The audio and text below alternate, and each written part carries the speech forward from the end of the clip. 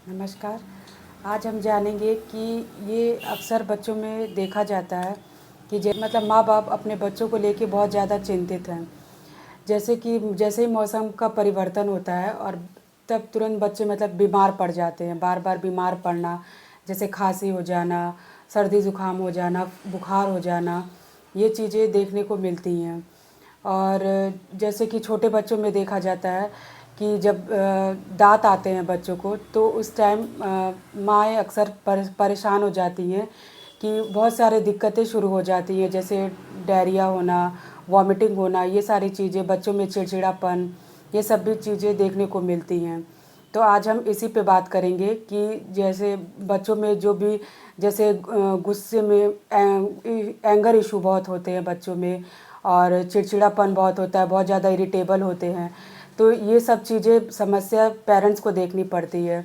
तो आज हम यही जानेंगे कि क्या इसमें होम्योपैथिक का कोई रोल है और इसका किस तरह से उपचार करेंगे। तो ये भी हम जानेंगे। तो सर प्लीज़ आप बताएं। Thank you. आज का विषय खास करके हमारा बच्चों को लेकर के है।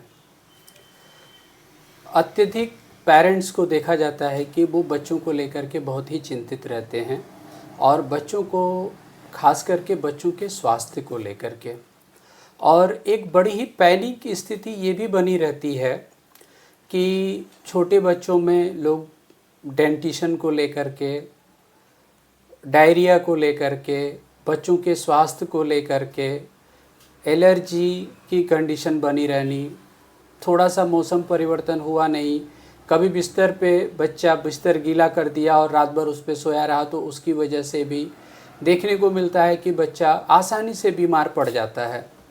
थोड़े थोड़े परिवर्तन में बच्चा जो है वो उससे प्रभावित हो जाता है और फाइनली देखने को मिलता है कि वो बहुत ज़्यादा बीमार, हमेशा बीमार बना रहता है। ऐसे बच्चों में तमाम सारी परिस्थितियां हैं और तमाम सारी ऐसी बातें हैं जिन बातों को लेकर के हम चर्चा कर सकते हैं, लेकिन हमें शॉर्ट में, कम शब्दों में, जैसे कहते हैं ना बिहारी कवि कि गागर में सागर भरना, तो कम शब्दों में हम ज़्यादा कुछ कहने का प्रयास करेंगे। मैं विशेषकर छोटे बच्चों के केसेस में जो मेरा अपना मत है कि जैसे छोटे बच्चों को लेकर के जो लोग भी आते हैं और इस तरह की चिंता जाहिर करते हैं, या मेरे ट्रीटमेंट में जो पेरेंट्स, जो कपल्स पहले से हैं, मेरे दिशा निर्देशन में गर्भ धारण किए हैं और मेरे दिशा निर्देशन में बच्चे का जन्म हुआ है, तो ऐसे भी बच्चों को मैं पूरा केयर देने का प्रयास करता हूँ और आगे भी भविष्य में करते रहने का मनसा है और ऐसा होता भी रहेगा। तो सबसे पहले हमारा जो काम होता है, जैसे छोटे बच्चे जब आते हैं तो सबसे पहले डिवर्मिंग करना, यानी कि सीना 200 पावर। पीछे के वीडियो में मैं इस पे जिक्र कर चुका हूँ कि बहुत क्रूड फॉर्म में सीना का प्रयोग, जैसे क्यू में 1x, 3x, 6, 12, 30 तक में हम इसका प्रयोग नहीं करते हैं। और क्यों नहीं करते हैं, पीछे वीडियो में अगर आप लिंक ढूंढेंगे तो मिलेगा।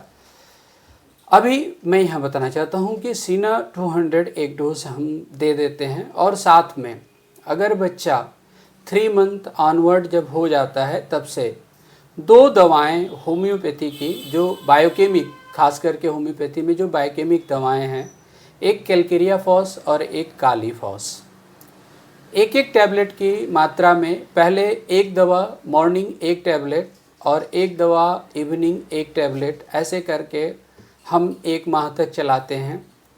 फिर बच्चा जब 4 माह का हो जाता है उसके बाद एक एक टैबलेट कैलकेरिया फॉस कालीफॉस का सुबह में, एक एक टैबलेट कैलकेरिया फॉस कालीफॉस का शाम में, और ये 6 माह तक के आयु तक बच्चे के चलाते हैं। फिर आगे 2-2 टैबलेट सुबह और शाम करके, और ये दवा हम कंटिन्यू साल भर तक देते रहते हैं, यहाँ तक कि इस दवा को इसी परिमाण में हम लगभग प्रयास करते हैं कि बच्चे को कम से कम 3 साल की आयु तक अगर दे दिया जाए तो इसमें सबसे बड़ा जो लाभ मिलता है, भौतिक और मानसिक दोनों ही विकास बहुत ही प्रॉपर क्रम में होता है। पहला चीज़, बच्चे की इम्यूनिटी बहुत ही स्ट्रॉन्ग हो जाती है। डेंटिशन कब हुआ पता ही नहीं चलता है, जबकि लोग कहते हैं कि दांत आने पर बच्चे हिल जाते हैं, जो आम भाषा में लोग प्रयोग करते हैं, तो वो स्थिति नहीं आती है। प्लस ये देखने को मिलता है कि बीच बीच में जो भी बच्चा कब चलने लगा, बच्चा कब बोलने लगा, बच्चा कब खाने पीने लगा, उसका डाइजेशन से लेके फिजिकल और मेंटल दोनों लेवल पे उसका ग्रोथ इन मात्र 2 दवाओं से बहुत ही मतलब अच्छा हो जाता है। इन बिटवीन जैसे सीना 200 एक खुराक दे के हमने शुरुआत करी होती है, 3 महीने में हम एक बार दोबारा से सीना 200 का हम रिपीट कर देते हैं। प्लस साथ में जो सबसे अहम बात और ज़रूरी बात है वो ये बताना है कि भोजन का ध्यान हमेशा रहे।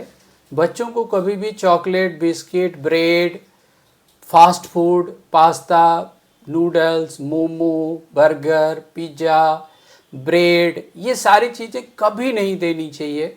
बच्चों को पहले तो 5 माह तक हम माँ के दूध पे ही रखते हैं। 5 माह के बाद जैसे हिंदू सनातन परंपरा में देखा जाता है कि अन्नप्राशन संस्कार होता है, तो अन्नप्राशन संस्कार में हम अन्न वहाँ से हम, क्योंकि 5 माह के बाद ही हमारा इंटेस्टाइन डाइजेशन की प्रक्रिया जो सेमी सॉलिड फूड है उसकी शुरू करती है अच्छे से, इसीलिए हम 5 माह के बाद ही एक शुभ तिथि देख करके और अन्नप्राशन संस्कार कराते हैं।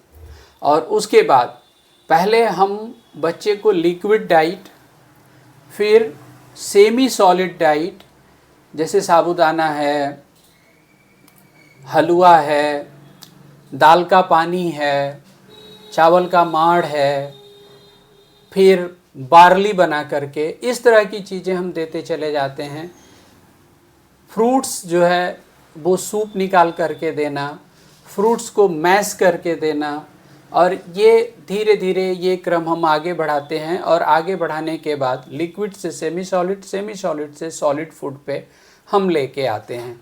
और जब सॉलिड फूड पे लेके आते हैं फिर हम उस बच्चों को चावल, दाल, थोड़ी सी सब्जियाँ, उबली हुई सब्जियाँ, ये सब सारा चीज़ देने लगते हैं।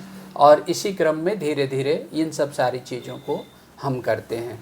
सबसे बड़ी चीज़ जो कैलकेरिया फॉस और कालीफॉस का हमने जिक्र किया है, तो ये 2 ऐसी दवाएं हैं जो समग्र विकास में सहायक होती हैं, यानी समग्र विकास करती हैं।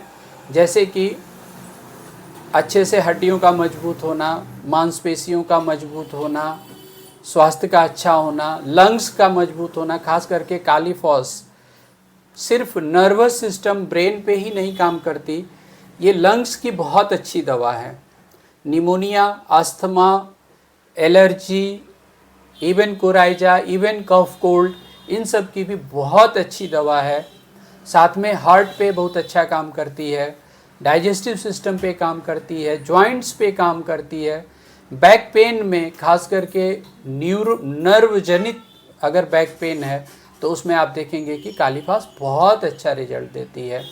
तो इस प्रकार अगर हम आज यही इतना अपनी बातों को रखना चाहते हैं कि आप अपने बच्चे को एक प्रॉपर इम्यूनाइजेशन, अगर होम्योपैथिक इम्यूनाइजेशन हम इसको कह सकते हैं, जैसा कि एलोपैथिक इम्यूनाइजेशन लोग करते हैं, होम्योपैथिक इम्यूनाइजेशन का ये प्रोसेस है कि हम इस तरीके से बीच बीच में डिवर्मिंग मेडिसिन सीना देते हुए कैलकेरिया फॉस, कालीफॉस को अगर हम देते हैं तो किसी भी प्रकार की किसी भी वाह्य अदर इम्यूनाइज सिस्टम को फॉलो करने की आवश्यकता ही नहीं है।